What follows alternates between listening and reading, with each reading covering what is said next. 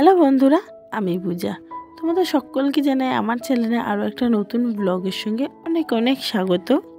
আমার বোন আর বন্ধুদেরকে জানাই অনেক অনেক ভালোবাসা আর বড়দেরকে জানাই প্রণাম।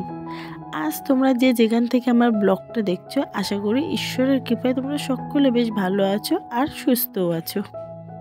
আজ হলো 26শে ডিসেম্বর, গতকাল গেছে 25শে ডিসেম্বর। হয়তো তোমাদের সঙ্গে শেয়ার করতে একটু লেট হয়ে গেল, তবু আমার সকল বন্ধুদেরকে জানাই মেরি ক্রিসমাস ডে।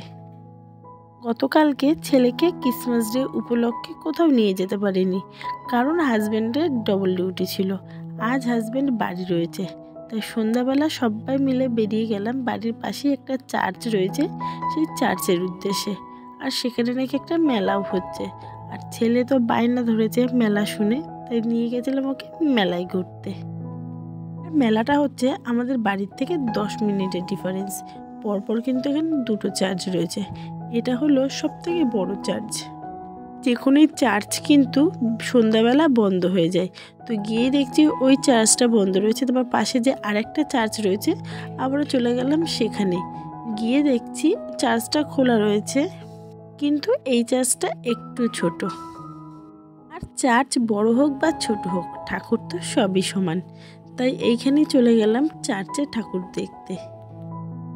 চার্চটা কিন্তু ভেতর দিয়ে বন্ধ ছিল, আর বাইরে কিছু ঝুলনের মতো করেছিল।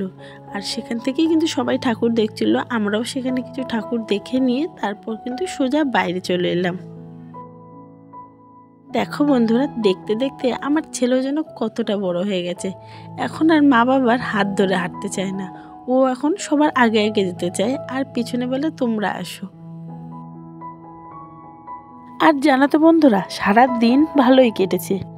সন্ধ্যাটাও বেশ মজায় কেটেছে, মেলাতেও বেশ আনন্দ মজা করে এসেছি। বাড়িতে এসে আমার কটকটি, যেটা আমার কাঠবিড়ালি, ওর শরীরটা প্রচণ্ড খারাপ ছিল।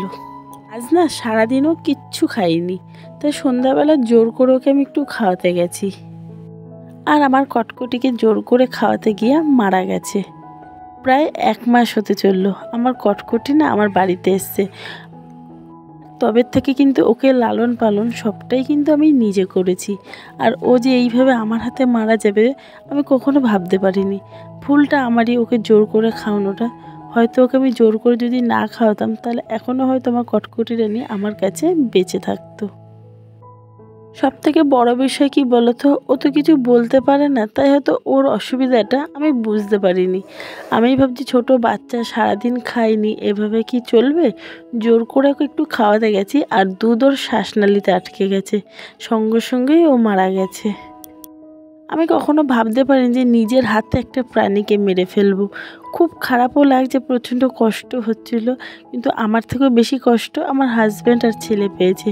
ওরা সারা রাত ঘুমায়নি, আর তার সাথে কিন্তু আমারও ঘুম হয়নি।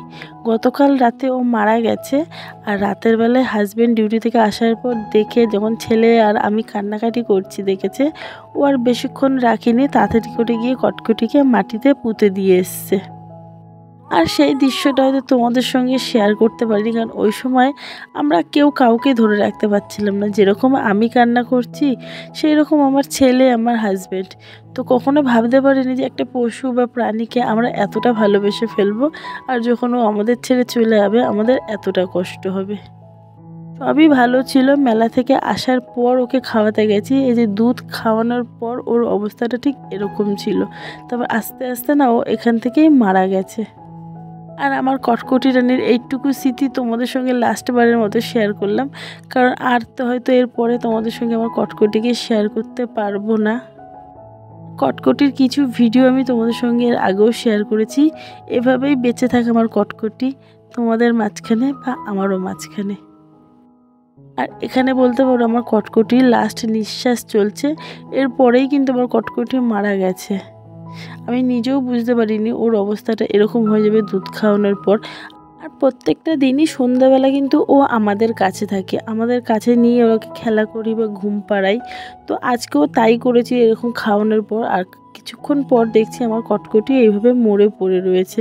তো দেখে প্রচণ্ড কষ্ট হচ্ছিলো, আর পারছিলাম না। তাই বন্ধুরা, আজকের ভিডিওটা এখানেই এন্ড করলাম। যদি ভালো লেগে থাকে অবশ্যই লাইক আর সাবস্ক্রাইব করে দিও।